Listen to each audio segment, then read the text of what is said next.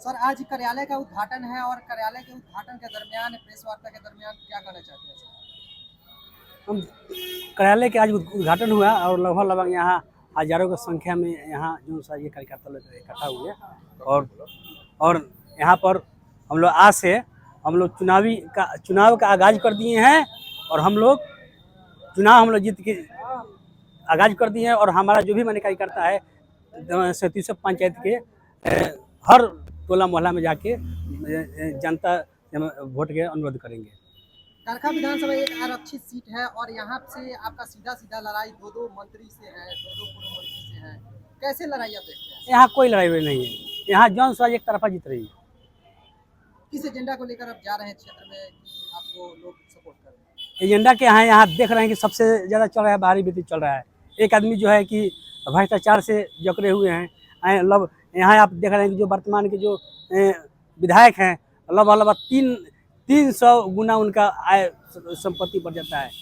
और एक व्यक्ति हैं जो कि हेलीकॉप्टर से आए हैं, भले वो चुनाव जीते या ना जीते फिर हेलीकॉप्टर से आए और हेलीकॉप्टर चले जाएंगे। यहाँ कोई चुनौती नहीं है, हम लोग चुनाव जीत रहे हैं भारी से भारी मतों। राष्ट्रीय जनता दल के जो पूर्व के मंत्री हैं वो बता रहे हैं कि नहीं हम चुनाव जीत रहे हैं।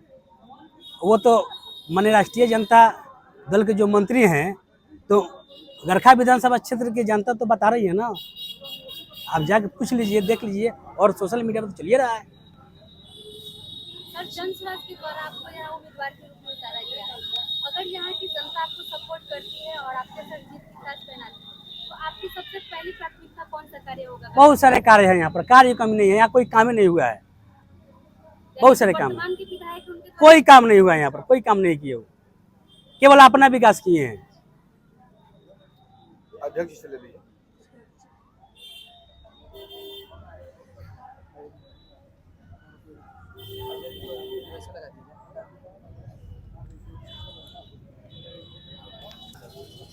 सर आज ये कार्यालय उद्घाटन में गरखा विधानसभा में पहुंचे हुए हैं, क्या कहना चाहेंगे? एक जिलाध्यक्ष हैं और जिलाध्यक्ष का दायित्व होता है पूरा विधानसभा में, कैसे कैंडिडेट को परचम लहराना?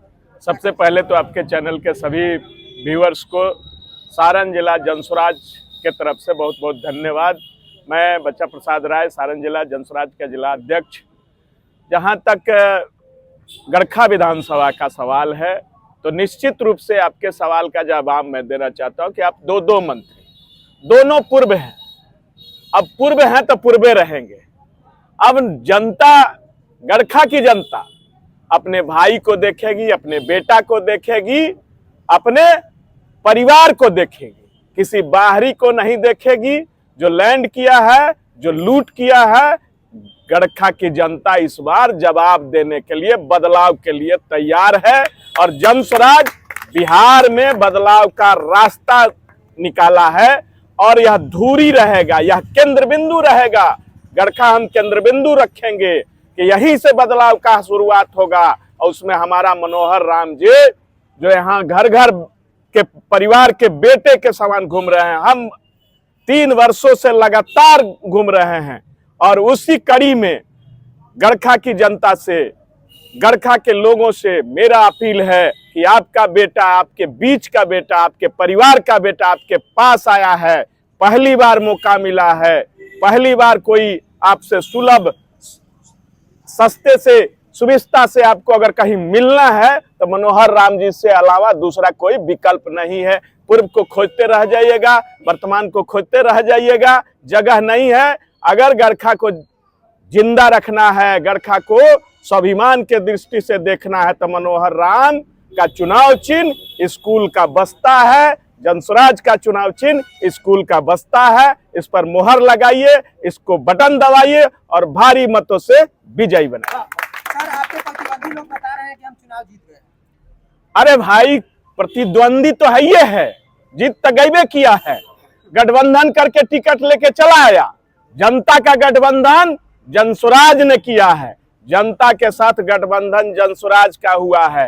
बाकी सत्ता पक्ष और विपक्ष का गठबंधन राजनीतिक दल का पटना में हुआ है, जनता के साथ कोई गठबंधन नहीं हुआ है। इसलिए निश्चित रूप से जनता का गठबंधन जीतेगा, कोई गठबंधन नहीं रहेगा, जनता का गठबंधन जीतेगा। चिराग पासवान के भगने के आने से क्या लग रहा है कि टॉप क्या क्या चुनाव हो गया है? अरे भाई, ये एनडीए के लोगों से पूछो ना कि दिन भर वंशवाद की बात करता है, और अपना जब वंशवाद आकर सामने खड़ा हो जाता है तो मुंह में दही जम जाता है एनडीए के प्रत्याशियों का और एनडीए के नेताओं को, और दूसरे जगह बैठ के कहता है कि ये फलाना वंशवादी है, फलाना वंशवादी है, और अपना जब वंश का बेटा आ जाता है तो उसका कहता है कि कर्ज करता है। इस जमुई से कौन भाई, यहाँ गरखा का कौन वंश पैदा हो गया जमुई में? इसलिए गरखा का बेटा मनोहर राम है, जनता के साथ खड़े हैं, जनता भी खड़ी है, निश्चित रूप से विजय होगा। क्या लग रहा है, मनोहर राम जी जा रहे हैं क्षेत्र में, क्या मूवमेंट बना हुआ है मनोहर राम जी के पक्ष में?